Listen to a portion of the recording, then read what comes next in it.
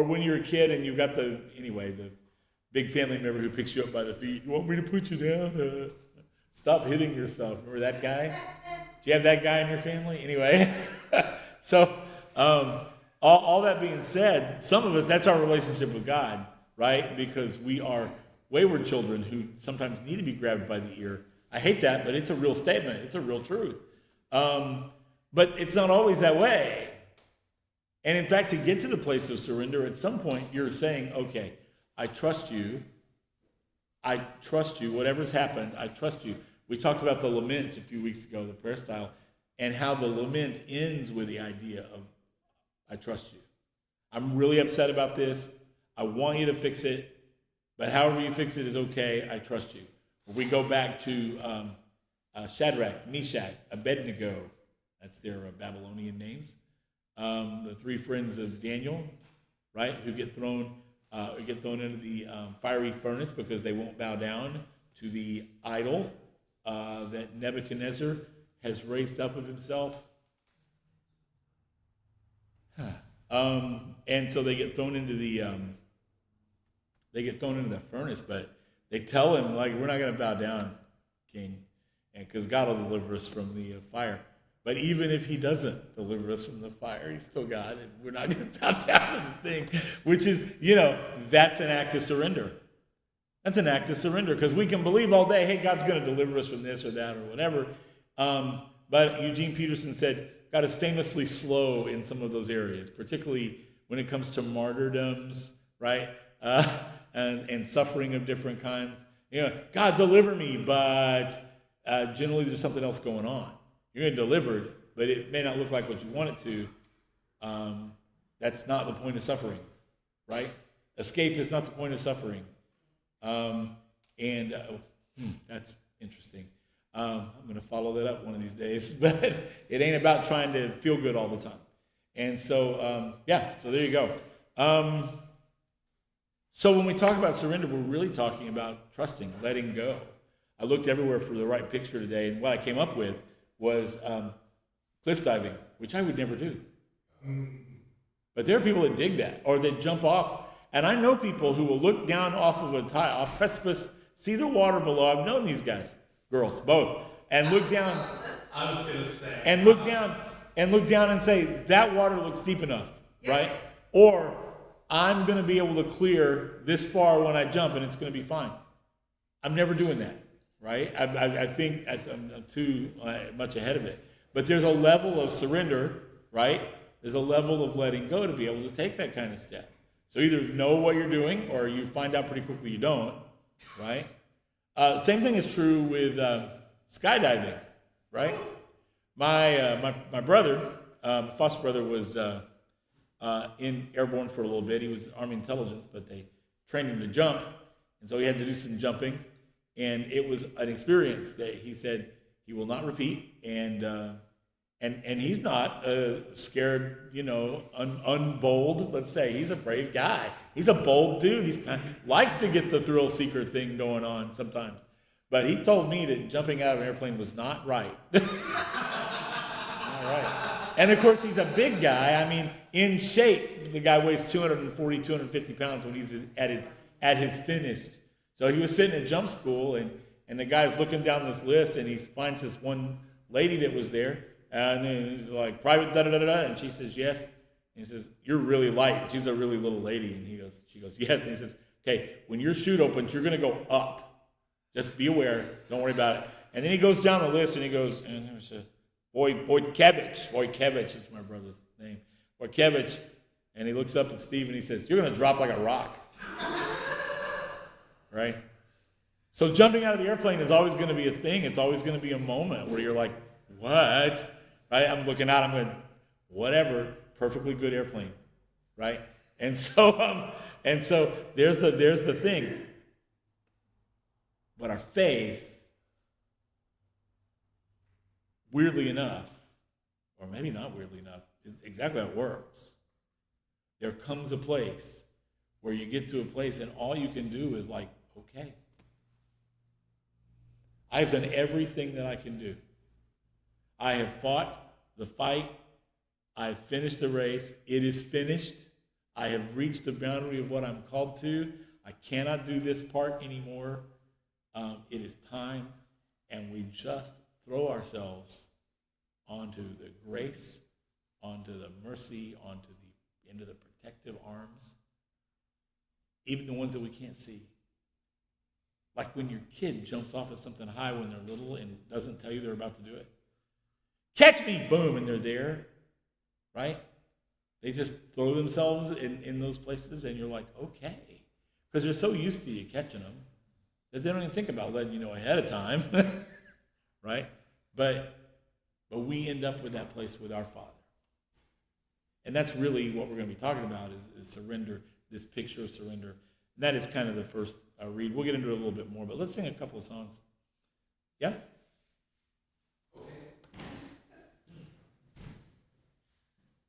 Yeah. I got it right this time. Yeah, of course. It's on the schedule. I got it right this time. Oh, I'm over here.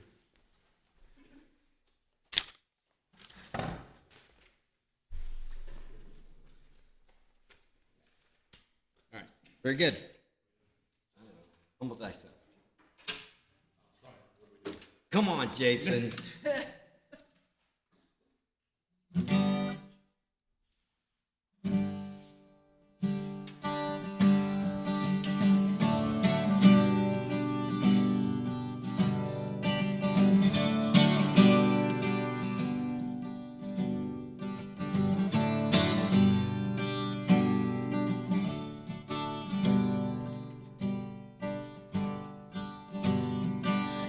Thou would have to dear Lord favor from heaven, walk by thy side from the morn till the evening. There is a rule that each day you must follow. Humble thyself to walk with God. Humble thyself and the Lord will draw near thee. Humble thyself and his presence shall cheer thee. He will not walk with the proud or the scornful. Humble thyself to walk with God. Just as the Lord in the world's early ages walked and communed with the prophets and sages, he will come now if you meet the conditions. Humble thyself to walk with God. Humble thyself and the Lord will draw near thee. Humble thyself and his presence shall cheer thee. He will not walk with the proud or the scornful. Humble thyself to walk with God. Just as the stream finds a bed that is lowly, so Jesus walks with the pure and the holy. Cast out thy pride and heartfelt contrition. Humble thyself to walk with God. Humble thyself and the Lord will draw near thee. Humble thyself and his presence shall cheer thee. He will not walk with the proud or the scornful. Humble thyself to walk with God. Humble thyself and the Lord will draw near thee. Humble thyself and his presence shall cheer thee. He will not walk with the proud or the scornful. Humble thyself to walk with God.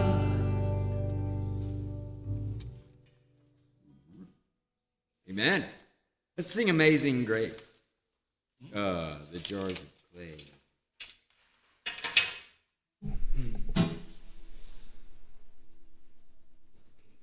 No.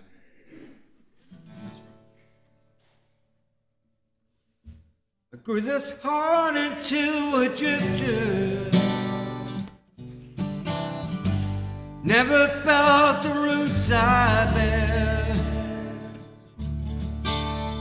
Sold my side, oh brother, sister, for a mountain of fool's gold. It's gone, only God knows where. My soul was restless for redemption. Feet were looking for a place to stand. ain't got no light, and you know I ain't got no money, just the faith of an empty hand, empty hand. Amazing grace, I feel you coming up slowly now, like the sun is rising, heat on my face. Oh, love that keeps on shining, don't let the shadows come. You know I gotta feel your healing rain. It's right, I was a beggar, I had murder on my hands, needed water to rinse these stains, but only blood could remove what's spilling, and pardon me to blame, of course. Amazing grace, I feel you coming up slowly now, like the sun is rising, heat on my face. Oh, love that keeps on shining, don't let the shadows come. You know I gotta feel your healing rain. Amazing grace, I feel you coming up slowly now. Amazing grace, I feel you coming up slowly now. Amazing grace, I feel you coming up slowly now, like the sun is rising, heat on my face. Oh, love that keeps on shining, don't let the shadows come. You know I gotta, yeah, yeah. Amazing grace, I feel you coming up slowly now, like the sun is rising, heat on my face. Oh, love that keeps on shining, don't let the shadows come. You know I gotta feel your healing rain. You know I gotta feel your healing rain. You know I gotta feel your amazing grace. Amen.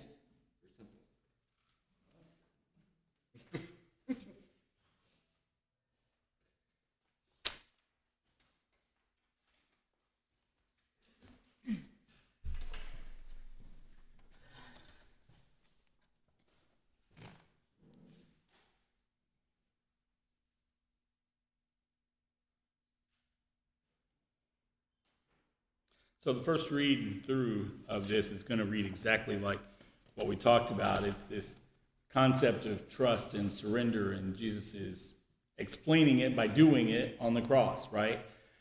And it's summing up some things, but it really is, it goes back to prophecy in Psalm 31:5, which he's almost repeating. He's like, all right, I'm giving this up at this point.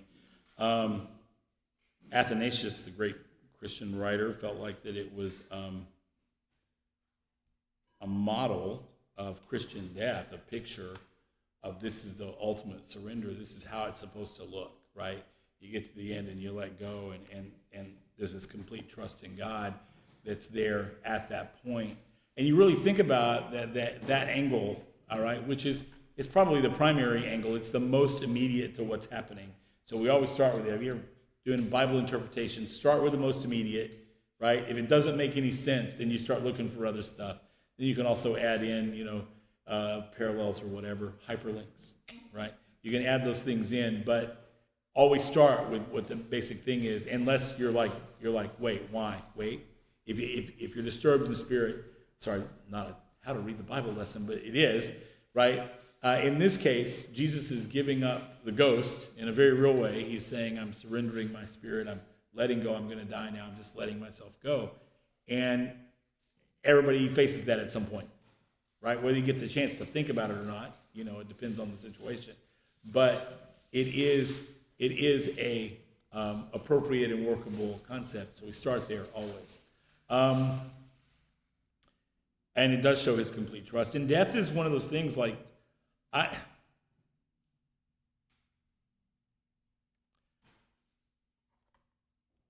I know famously in Harry Potter it says that, death, the correctly organized mind is just the next great adventure.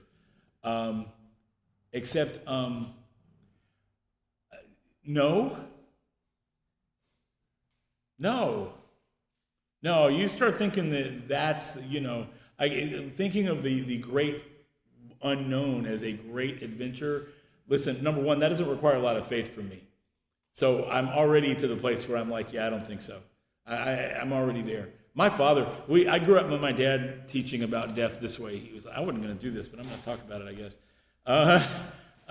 My father grew up talking about death this way. He was like, it's wrong. It's wrong. He told me, he said, you're going to hear these guys. I was a kid. This wasn't even a pulpit thing. This is just driving down the road. He said, you're going to hear these people all through your life are like, oh, death is this beautiful thing, and death is this, and death is that, and we get to go, and he's like, don't ever forget, it's part of the curse. It's wrong. It's incorrect, right? My dad was definitely a fight against the dying of the light guy, okay? And I tell you who else thought that way was Lewis. C.S. Lewis would talk about faith and believing and that God was going to take care of him or whatever, but he's also the guy that said, whatever happens after death, and he said it that way. He said, this false idea that it's some kind of continuation of what we've already had or some just, a blessed up giant family reunion. I'm paraphrasing now, but he's like, obviously, that doesn't make any sense. And we don't see that scripturally. It's not there. We have put those words in people's mouths, right? And so whatever it is, it's not the same as this. And Lewis's point was, live your life, right? Live your life. Live now. Live your life. Do the things. Find the joy now, right? And even if it costs you, like it did Lewis, right? Even if it costs you in grieving, find the joy and find the love and do the things that you can and take the chances and do it now. That's the adventure. Living is the adventure. And I can say that because that's what we have right now. What's over there, you don't know what that is. I am trusting God, and when I die, there will be a struggle of me finally being able to say to myself and to God, all right, I'm going to let this go. I promise there will be a struggle. If I'm conscious, if I'm thinking, it will be a decision, okay? Because I don't know what's over there. And I know what I haven't done over here. I'm not done yet. And I know I'm not done yet, because if I was done, I'd be gone. Right?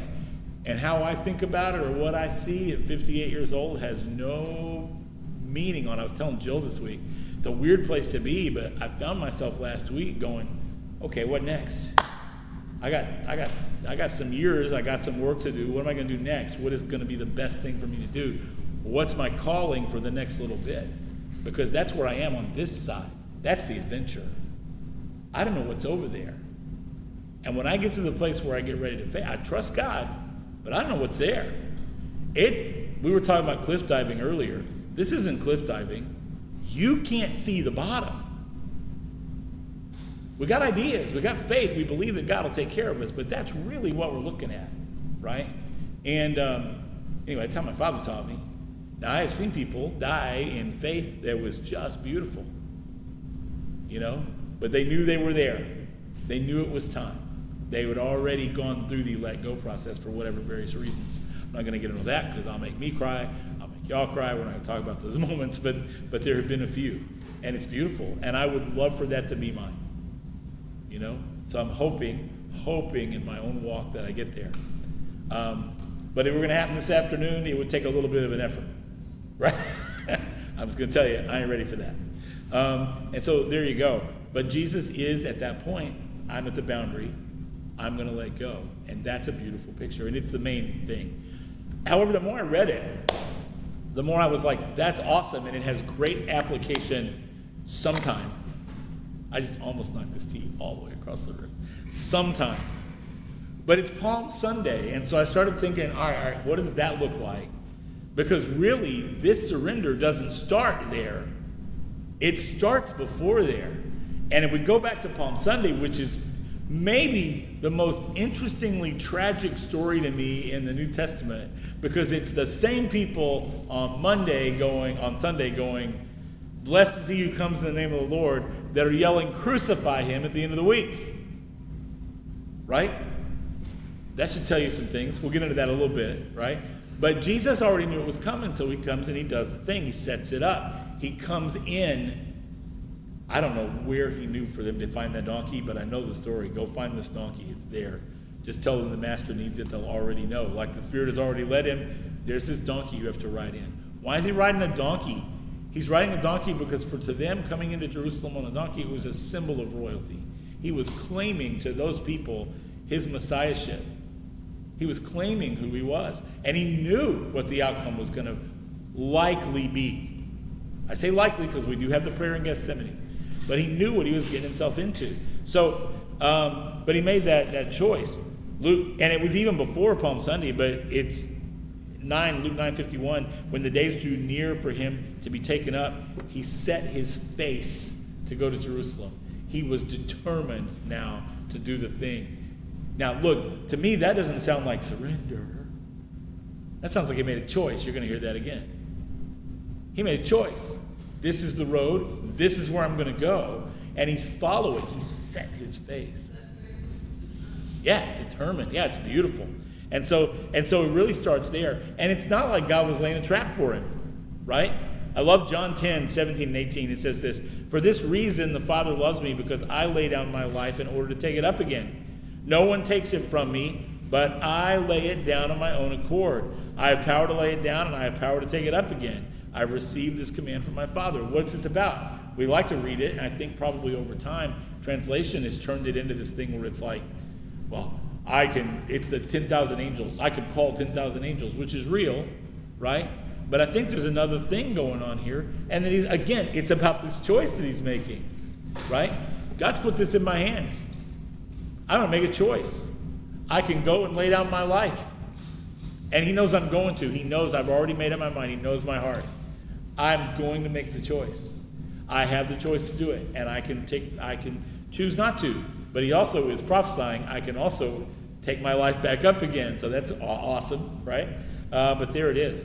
And so it's not a trap, and it's not like a thing where God, it's not like the born to die tattoos you see, right? It's none of that nonsense. It's Jesus making his choice about what he's going to do. That's important because that's what we do.